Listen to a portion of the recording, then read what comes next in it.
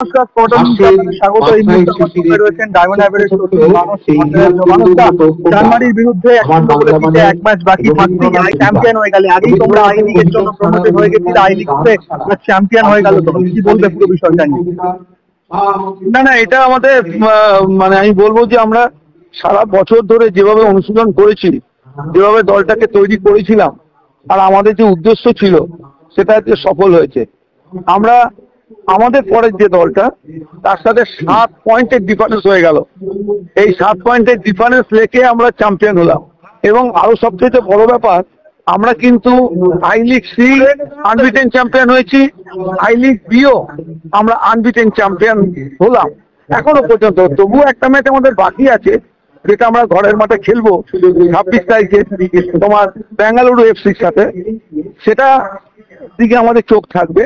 তবে আজকে খুব আনন্দ লাগছে, ভালো লাগছে যে কিবু ভিকুনা যেভাবে দলটাকে তৈরি করেছিলেন, যেভাবে আমাদের খেলোয়াড়েরা প্রত্যেকটা যাকে যখন তিনি ব্যবহার করেছেন তারা তখনই কিন্তু সফল হয়েছেন।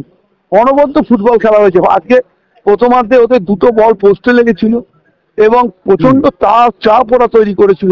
তুমি জানো জার্মানির সাথে আমাদের পয়েন্টের ডিফারেন্স ছিল 4, এবং এই গ্রুপে এই দুটো দলের মধ্যেই একটা হাড্ডাহাড্ডি লড়াই প্রথম দিন থেকে চলছিল।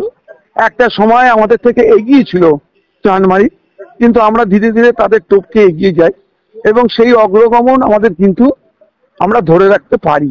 আজকে যখন আমরা খেলতে নেমেছিলাম তখন ওদের সাথে আমাদের পয়েন্টের ডিফারেন্স ছিল 4, এবং আজকে খেলার শেষে পয়েন্টের ডিফারেন্স দিয়ে দাঁড়ালো 7।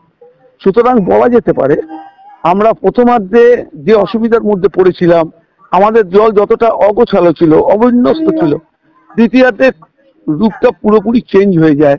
আমাদের ছেলেরা অনবদ্য ফুটবল খেলে এবং রবিলালের গোলে আমরা ম্যাচে জয় তুলে নেই। একেবারে শেষের দিকেই আমরা গোলটা পেয়েছিলাম এবং খেলার শেষের দিকে একটুখানি উত্তেজনার সৃষ্টি হয়েছিল। আসলে জার্মানি তার ঘরের মাঠে খেলছে, তাদের প্রত্যাশা ছিল ওই ম্যাচ থেকে জিতে যাওয়া, আমাদের হারিয়ে দেওয়া। সেখান থেকে আমাদের দল যেভাবে খেলে জায়গা তৈরি করে আজকের এই জয় তুলে এনেছে, তার জন্য আমি আমার সমস্ত খেলোয়াড়, কোচ কিবু ভিকুনা এবং কোচিং স্টাফ এবং তার সাথে আমাদের ফুটবলের সাথে জড়িয়ে যারা কাজ করেছেন প্রত্যেককে আমি অভিনন্দন জানাই এবং ধন্যবাদ জানাই এই ডায়মন্ড হারবার এফসিকে এই জায়গায় তুলে আনার জন্য। একদম মানব, অসংখ্য ধন্যবাদ। আর একটা ম্যাচ হাতে রয়েছে, আমরা আশা করবো এই ম্যাচটাও তোমরা অপরাজিত জিতেই চ্যাম্পিয়ন সেলিব্রেশনে মাতো রাখো। 26 তারিখে নৈহাটিতে আমাদের অনেক পরিকল্পনা আছে, তোমরা সবই জানতে পারবে।